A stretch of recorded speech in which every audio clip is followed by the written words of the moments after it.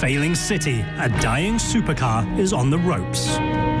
When Detroit's automotive-based economy goes south, the last true muscle car from the Motor City is laid off. Those were dark days. The economy deteriorated and we were left without a Viper. In the depths of despair and the middle of bankruptcy, a former designer is thrust into a moment of choice. It was a strange time. Cars like this are not natural when you're rebuilding a car company. His solution is simple. Put pen to paper and redesign an icon. What could be a better symbol of resurgence than bringing back the Viper? The result, a clandestine project hidden in plain sight that culminates in a machine known the world over simply as the Viper.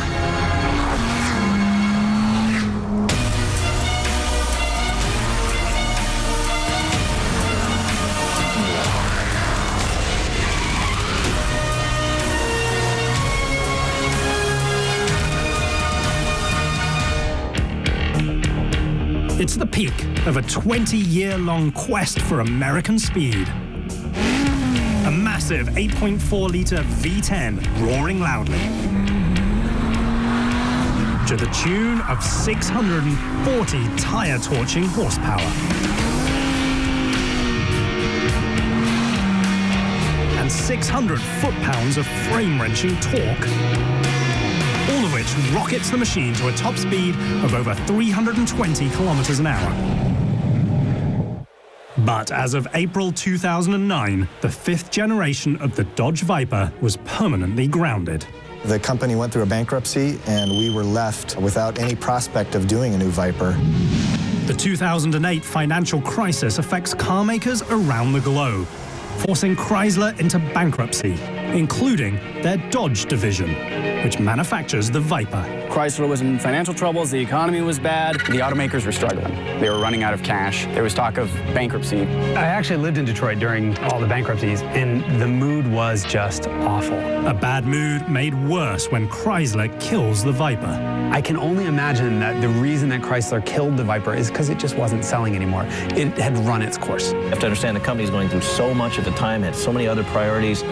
Ralph Gilles, a former head designer, is thrust into the CEO role for Dodge's SRT Performance division. We were building new plants, we were fixing older cars, really trying to become a relevant car company, at the same time develop a future. If there's one person in the entire automotive industry that PR people never want in front of a camera, it's Ralph Gilles, because he curses like a sailor, but he tells it like it is. Tasked with raising the spirits of a now beleaguered company, Ralph decides the best cure is to dream big, supercar big. The depths of the worst time at the darkest hour, we actually gave a sketch assignment and had a lot of the designers kind of doodle on what the next Viper could look like. At least they could dream and they could look beyond the bankruptcy. What better elixir than having a job like that? So, you know, the designers were sketching these beautiful, passionate things, and it was gorgeous.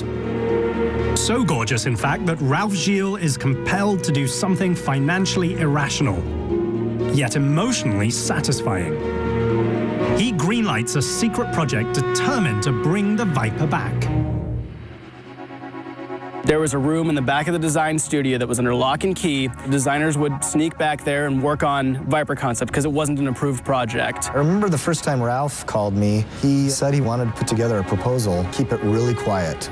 Nobody had signed off on this. They actually went so far as they built a whole real full-size model, all under Ralph Gilles' direction and completely without the boss's knowledge. I think Gilles was genius in saying to the guys, all right, look, let's just have some fun. Let's see what happens.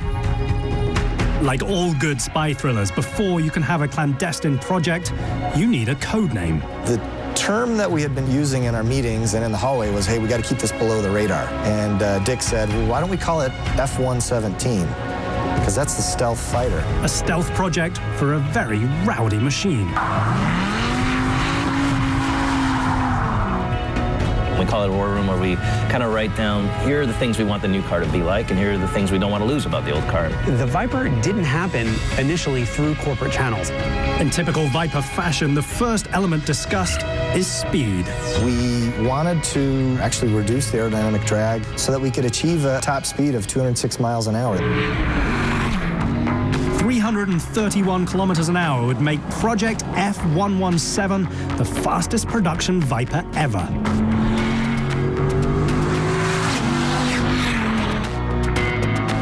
But to do it, the iconic body needs to be completely redesigned.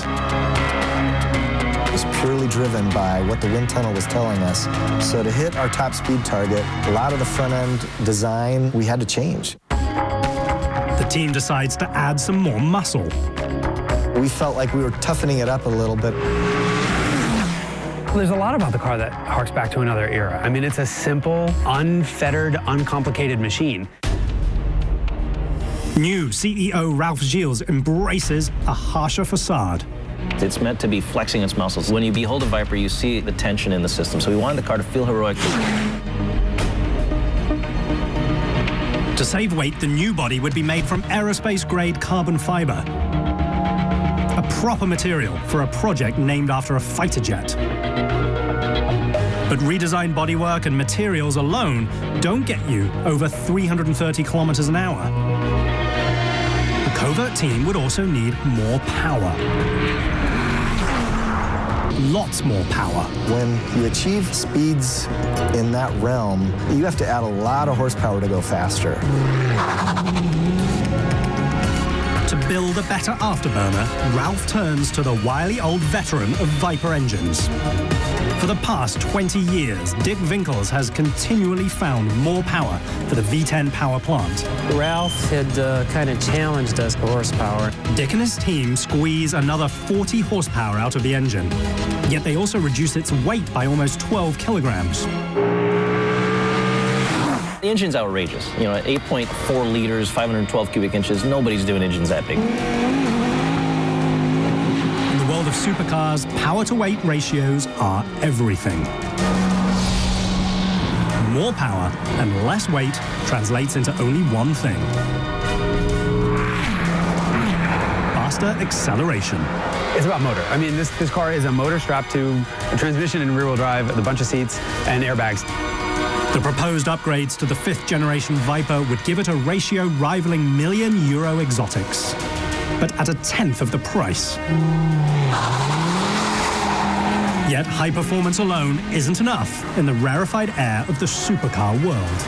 If you think of the original Viper, we spent all the money on the horsepower and going fast, and it was really an engineering-led exercise. You go to today, and that isn't good enough. In 18 years of production, the Viper averages 1,500 units a year. The expectations for the new Gen 5 machine are set at 2,500. We've always been a low-volume producer. I mean, the Viper's best year was 3,000 cars. To be more successful, the new machine needs to appeal to a wider audience. The biggest challenge that Viper faces is trying to appeal to people who are used to more, shall we say, traditional supercars. Two very different constituencies must be courted: current owners and drivers who historically don't care for the Viper. We spent time interviewing competitive owners, people that wouldn't buy a Viper if their life depended on it. If you lose your core base and you fail to attract new customers, that could be the real danger for them. The perception of the Viper is a crude, raw sports car. What makes a Viper is the rawness of it. That's always been the appeal of the car. I mean, you had a big engine, a manual transmission, rear-wheel drive, and it was up to you to make it all work. For years, the raw, back-to-basics feeling was a selling point. You have to remember, it didn't have windows, didn't have air conditioning back in the day, so it was a pretty interesting car to own. And that's what people like about the Viper. The modern supercar landscape is different. Drivers have evolved. They want more technology, more comfort, and more performance. To succeed, Team Viper will have to walk a very thin line. We obviously wanted to mature the car. We didn't want to lose that edge that the Viper has. It's a battle for the soul of the machine. We knew we had to take the car to the next level in terms of refinement, quality, materials, finish. Do you continue to be raw or cave along the cutting edge? We've got a lot of the modern accoutrements, but we haven't lost the soul of the vehicle. The result is a Project F117 presentation. We took one of our favorite sketches, we developed it. We kind of had the new car sitting in the middle of the dome. We had the leadership surrounding it. The team of engineers and designers stand by as the future of Viper is decided. We were sitting in a very small board meeting, and Ralph Gilles made a very impassioned plea to sell the car, but that wasn't enough. And it's one of those vehicles, until you really see it and behold it, you don't understand how special it is. So we pulled the drapes off, and the reaction was pretty incredible. One look gives the new Viper life. It was an absolute surprise for them, and they walked around, they looked at it, and they said, like, we have to do this. I mean, look at it. We cried. I mean, you'd worked so hard to get it done, you couldn't help it, you know? We had a nice little celebration. Gilles' secret project pays off, but a grim reality still remains. How can a car company, riddled with financial woes, in a city devastated by economic collapse, recreate a supercar icon after it's been left for dead? It's dawn in the Motor City, a place that's had hard times, but is bouncing back. Team Viper is one of the reasons for the resurgence. They've just been given the green light to resurrect an icon. But first, they have to rebuild the once storied program from the ground floor. Our staff at the time was very, very small. It was a handful. You could count the number of people working on the Viper on one hand. We needed at least more than 10 times that just to get started. They bring the Connor Avenue assembly plant back to life. It's the last car factory within the Detroit city limits. In the case of Connor, that was a commitment. We had a choice. We could have moved it out to another plant, but we decided to leave it there because we believe that's part of the story. We're very proud of the fact that Viper is the only car being built in Detroit. That is the center of the American car industry for so long, and this car is such a throwback to old American muscle car-y coolness that it just makes sense for it to be built in Detroit. In 2009, when the Viper ceases production, the plant's condition quickly deteriorates. We had a good year before production of the new car to fix the place up, and that's exactly what we did. We brought the crew back about 8 months early and started refurbishing the plant. Frankly, I had to chase the raccoons and pigeons and things out of here before we were actually to bring people in here. To build the new car, the team needs to finalize its design. When you get approval to go, you don't have all the questions answered. A lot of design work, a lot of engineering work, and a lot of problems to be solved. With Viper's parent company still recovering from bankruptcy, the budget is tight. We've got a certain amount of money, a certain amount of time. We try and get the best bang for our buck and make the car really something special. Time is counting down. The machine is made up of over 3,700 unique parts. The most important are the ones you can touch. The Viper's impervious to trends. It will remain a Viper, and that's what a Viper's about. It's a finger in the face of convention. It's a finger in the face of society, basically, and how society might change. The Viper's not going to change.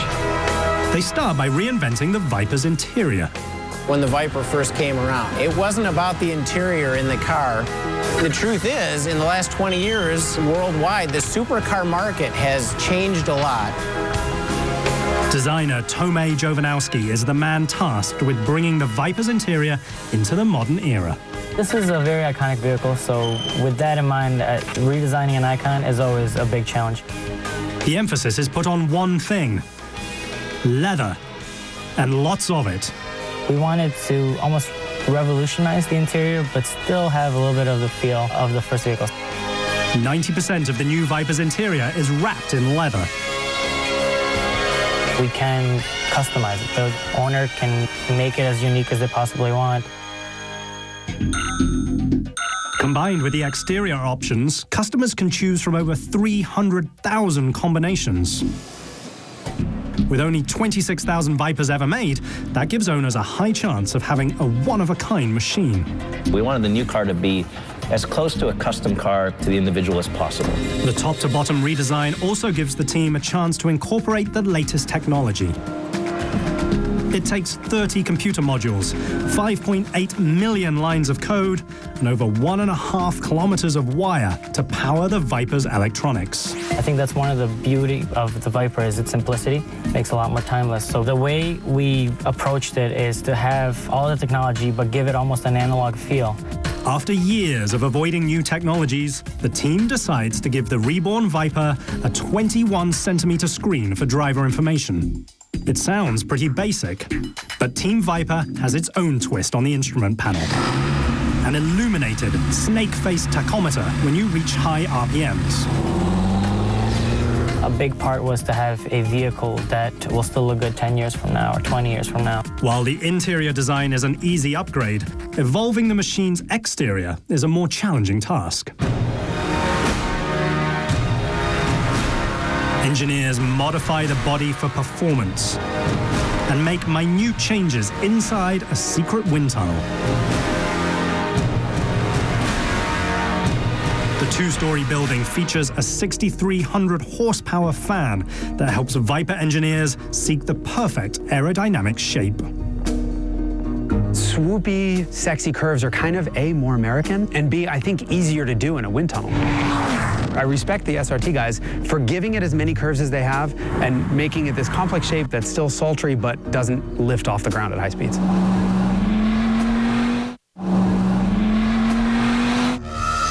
Wind tunnels are a chance to see not only how air actually moves around the vehicle,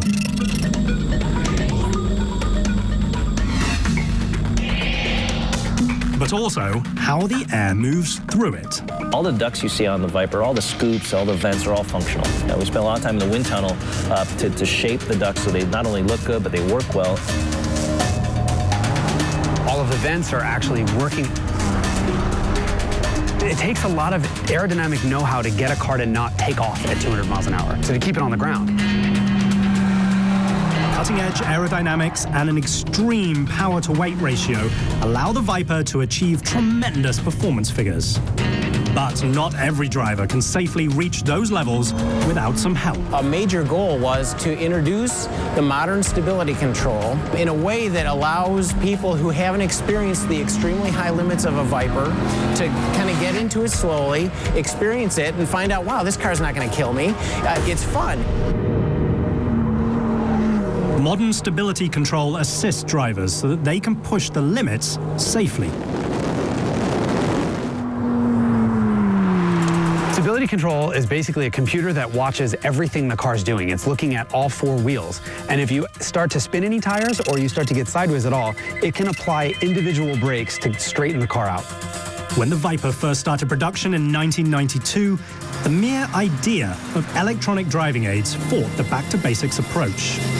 Now, it's mandated by the government.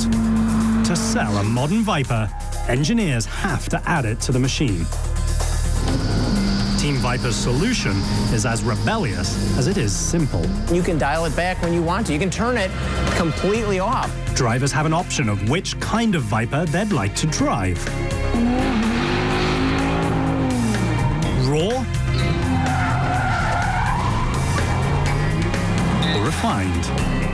You can turn it completely off and go do donuts all day long and have a grand time if you want to. Some high-performance upgrades require computers. Others aren't that technological. The cross brace, which is now becoming an iconic detail of the new car, actually comes straight from a race. The cross brace increases the body's rigidity by 50%, significantly improving the vehicle's handling. The race car terms that the car just feels so stable and so solid, like a race car. All that work on the track means nothing if the car doesn't look sexy. This car evolves, but it evolves in a way that you don't necessarily see. It evolved by becoming more powerful. It evolved by becoming better driving, better handling, better brakes. They improved all of that stuff, but it remained very much a Viper. And the Viper is sort of its own thing. When it comes to getting a top-of-the-line paint job, the Viper utilizes a factory like no other in the world. We had to find the perfect facility that was wide open, that would fit the equipment that we needed and have the room that we needed for all the people here, because people are what makes this paint job great.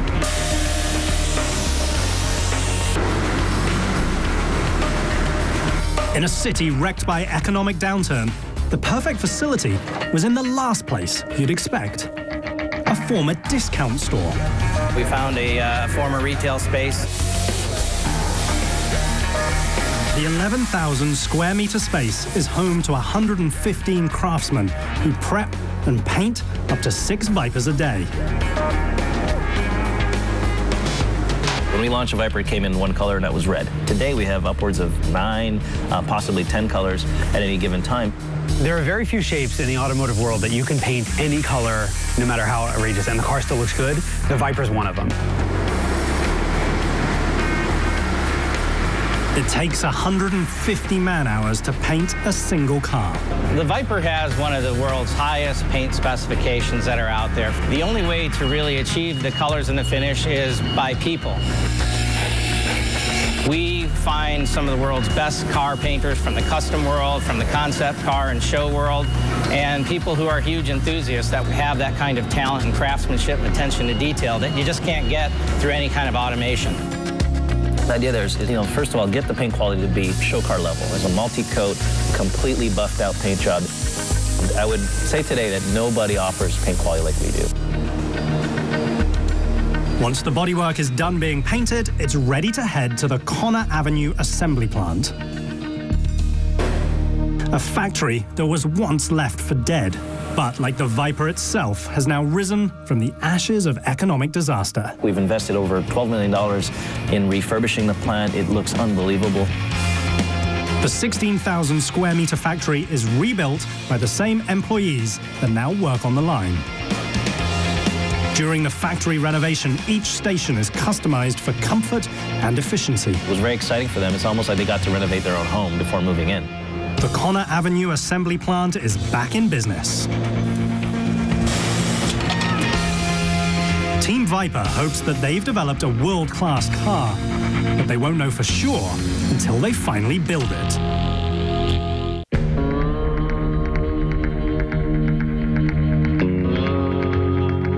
The Conner Avenue assembly plant in Detroit, Michigan has just come back to life. Along with it, the Viper.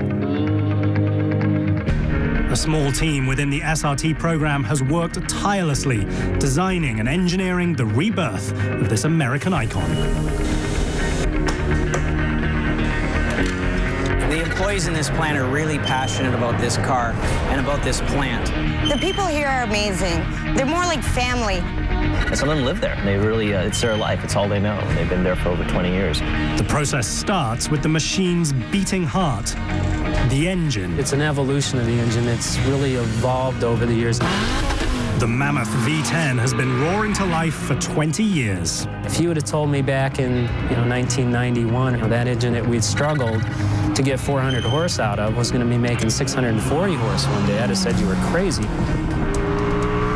The Conner Avenue assembly plant is the only Chrysler facility in the United States that still builds its own engines. They rely on old, hot rod principles of, guys working on an engine, guys bolting it together, and being responsible for that one engine. And that's something unique in the automotive world. The V10 is a staple of the Viper, and it doesn't have a lot of gizmos on it, but the way the engine makes its power is what's beautiful. The source of that power starts coming to life when the massive engine block is moved to the line.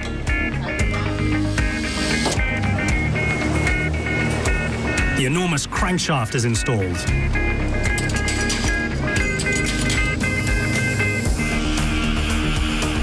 It's rotated by the engine's pistons. Those 10 pistons are assembled next to the line.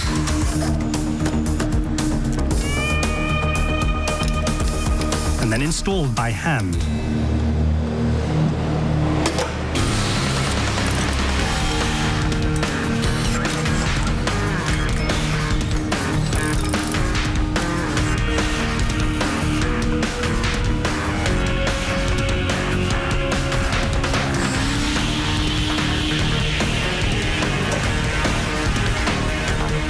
Craftsmen attach the oil pan,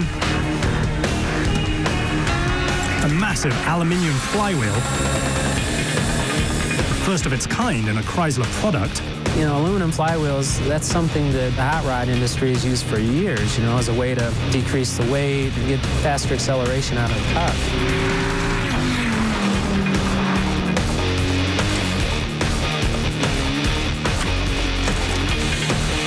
finally, the cylinder heads. While the engine continues being built, the Viper frame is being prepped for assembly. It starts in a state-of-the-art automated station referred to as Netform and Pierce. When it goes into the Netform and Pierce, it'll measure the frame, and it'll make all the necessary adjustments on how the frame is built. We've added robotics, which is something that the people at the plant were like, what are these things? You know, they've never seen a robot before.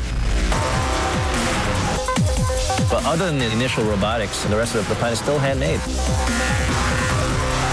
The sophisticated robots create mounting points which are accurate to within 1/10 of a millimeter. That's less than 1/8 the thickness of a standard credit card.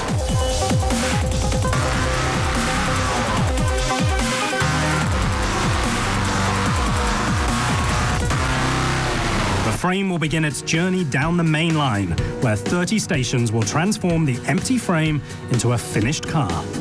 When the frame first hits the line, it receives the differential. It gets a lot of the pieces that are hard to install later. The wiring harnesses, fuel bundles, the brake lines, all of those things.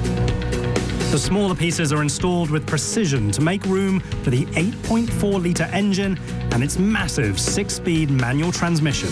It's probably the biggest naturally aspirated engine you can find. I mean, the thing is just an absolute monster. Most cars, the engine decks from beneath the car. Viper, it actually comes up from above, and it is an amazing thing to see. Decking a car is an old Detroit auto term for installing the engine and powertrain. Adding the motor and transmission doubles the weight of the car at this stage. And this motor that is almost bigger than the frame, and you almost are amazed that the thing can fit. The transmission has to deal with 640 horsepower and, more importantly, 8.4-liter V10 worth of torque. So if you have a dainty little transmission with a dainty little shifter, it'll just rip it apart.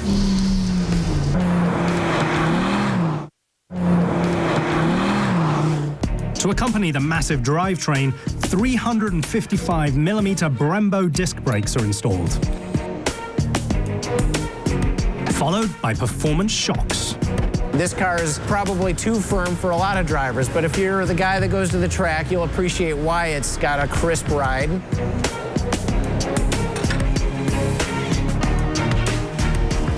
Workers add the custom engine covers and the cross brace.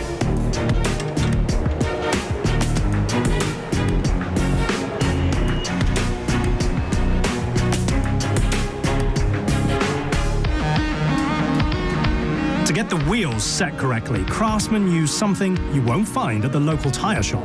This is one of the most unique machines in the world. It's a contact aligner.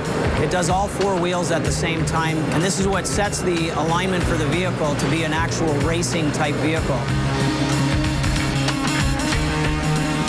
Now it's time for custom engineered tires.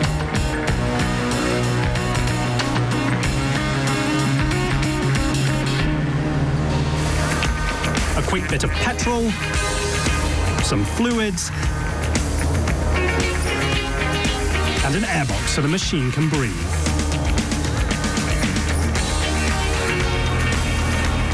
The vehicle is a rolling chassis. You could literally drive the vehicle without any panels on and go down the road and everything because it's a hot rolling chassis. In most car factories, the dyno machine is at the end of the line, but not inside Conner Ave. The Viper will stretch its legs for the first time and hit speeds over 100 kilometers an hour. We're inside the Rolls booth. This is where we test the vehicle for full drivability, for quality, and for braking, for shifting. All of the aspects of the car will be tested.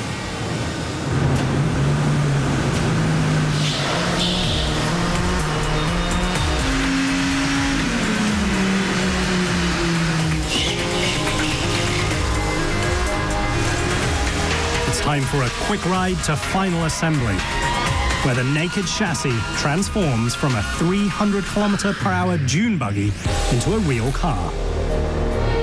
It starts with more handwork as the wrapped leather trim pieces are installed.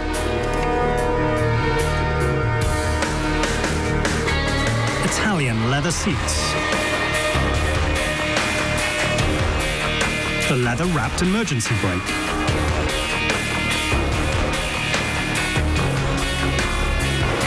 finally, the Viper's carbon fiber skin is set in place. When you see the skin go on, when you see the bright colors go on, it's amazing. It's almost like a model car. They add the roof,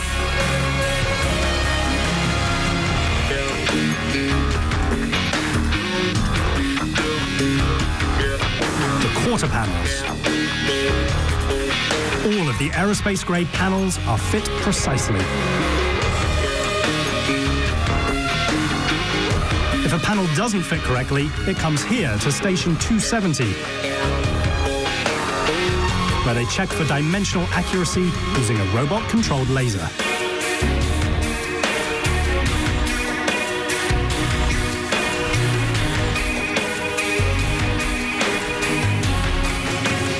The car is a hand-fit car. We slow the production process down. It's a 70-minute cycle if you're lucky. It's the only car still made in Detroit. And they assemble it the slowest way possible.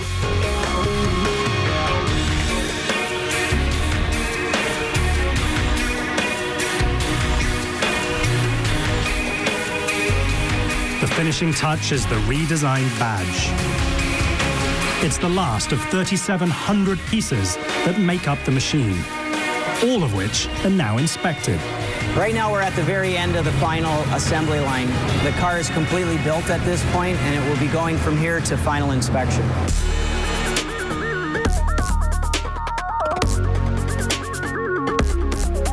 These robots go in and measure the gap and flush, how the car fits. It scans a laser stripe on the vehicle, and then another camera measures the way the line bends, and then the computers can extrapolate the way that gaps in the flushes are actually performing.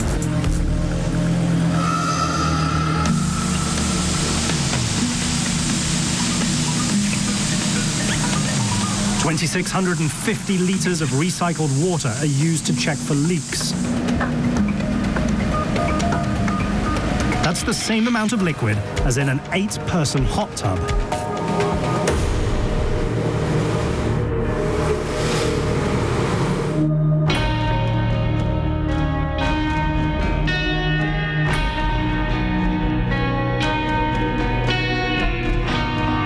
Finally, every millimeter is looked over by a man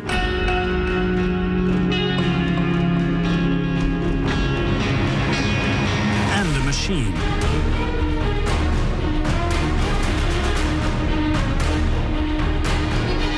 Workers get one last chance to ensure the Viper is perfect.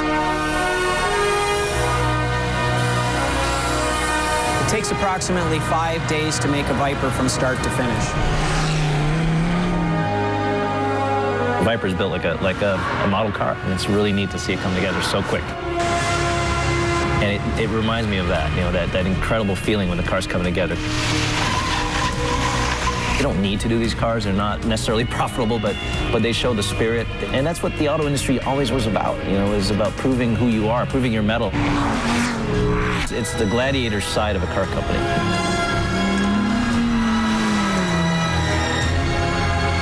The question remains, after all the tweaks and changes for the modern era, is the machine worthy of the name Viper? On a brisk January day in Detroit, Michigan, 1989,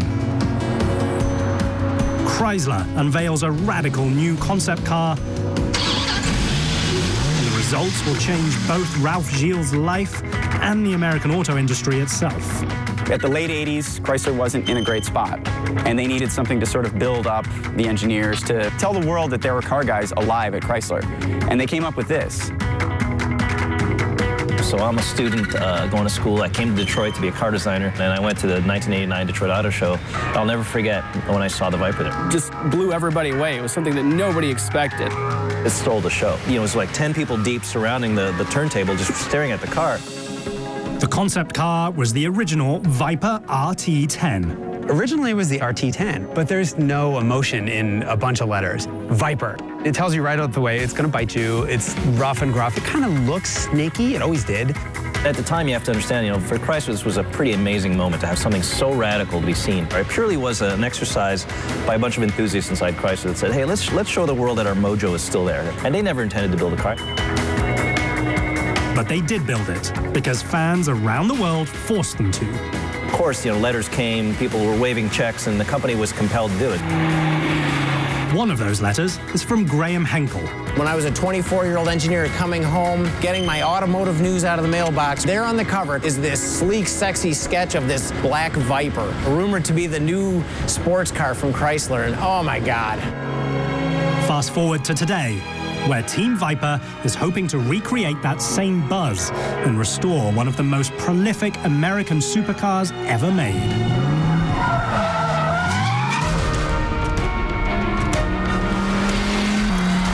Not just a sports car, it's the most extreme, most exaggerated version of a sports car you can possibly get.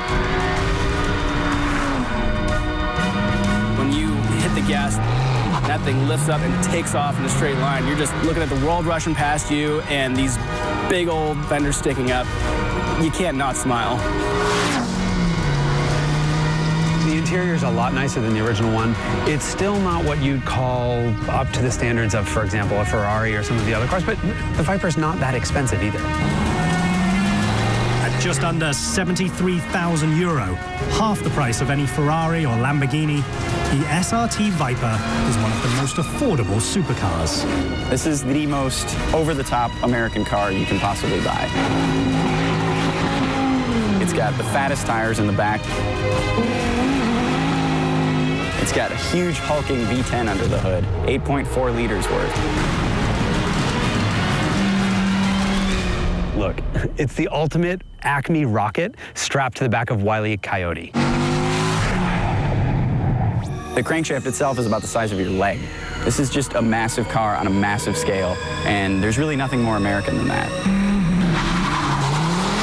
The Viper blasts from 0 to 100 kilometers an hour in just 3.3 seconds. That's 0.2 of a second better than the previous generation. The machine's top speed of over 320 kilometers an hour is a remarkable 14 kilometers per hour faster than its predecessor. This car does not want to coddle you. It doesn't want to take you to dinner. It wants to strap you down and beat you mercilessly. That's what makes it so much different than anything else. It's quick.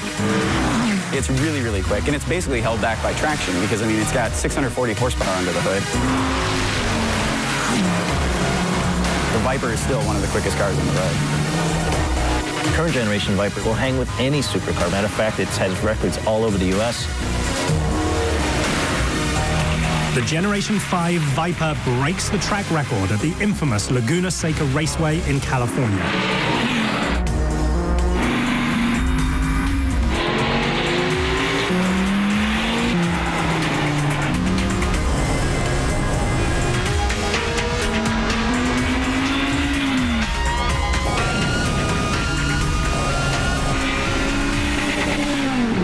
Wanted this to be America's supercar. An American supercar with a totally manual transmission. Thank God for it. I mean, paddle shifts might be faster around a track and might be easier to sit in traffic with, but American, muscly sports cars should have a manual transmission because it makes you work for it. In the case of the Viper, it wants you to break your kneecap. It wants you to break your wrist.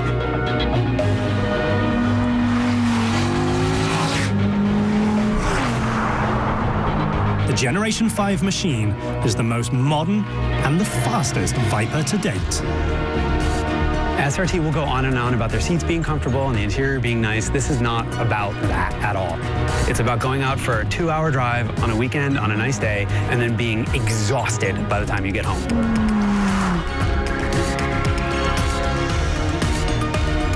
It's just staggering. The hood is ridiculously long. The proportions are ridiculous.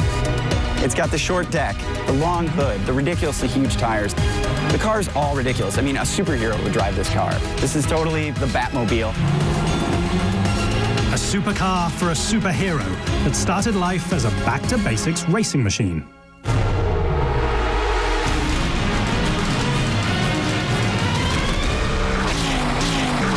was raced at the 24 Hours of Le Mans. And as the car developed, it became better and better to drive. But it remained very much a Viper. Viper is sort of its own thing.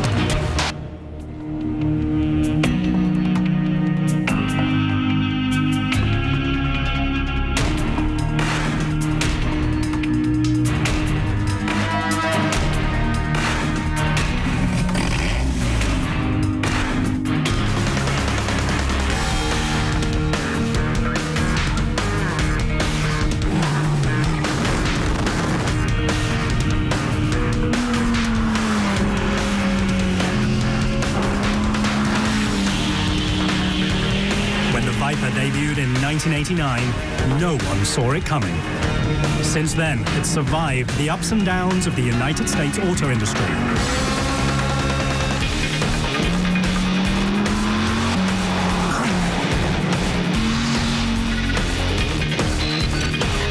And along the way, helped to redefine the American high-performance automotive landscape. But the core of the car's soul is a very simple machine.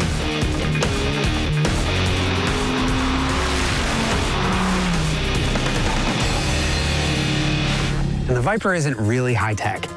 It's an old-school, huge American engine with rear-wheel drive and a stick shift. It's simple. That's part of its beauty. It's part of what makes it American. The car's been refined over the years, and this one is the most refined Viper ever, but there's still that rawness to it.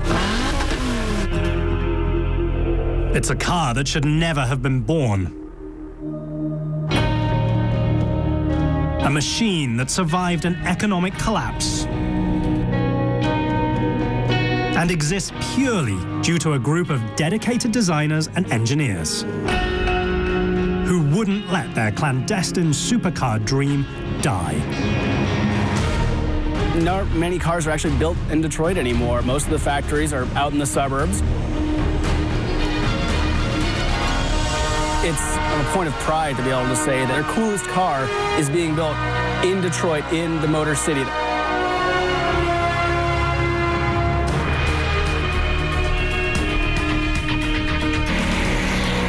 When you have the ability to take the car to the limit and you realize how much capability it has, there's nothing like it. And that's the beauty of the Viper.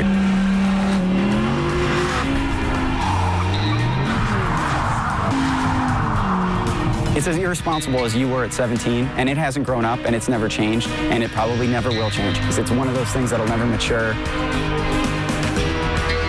It's been a long trek to get here, but Ralph Gilles and his team of designers, engineers, and craftsmen have battled the odds to resurrect an American icon. It kind of scares you to death on the street, and I think that's the point. You want to be scared, you want to be exhilarated, and then the big secret is you get it to a racetrack and it's actually a pussycat. It doesn't do anything you don't want it to do.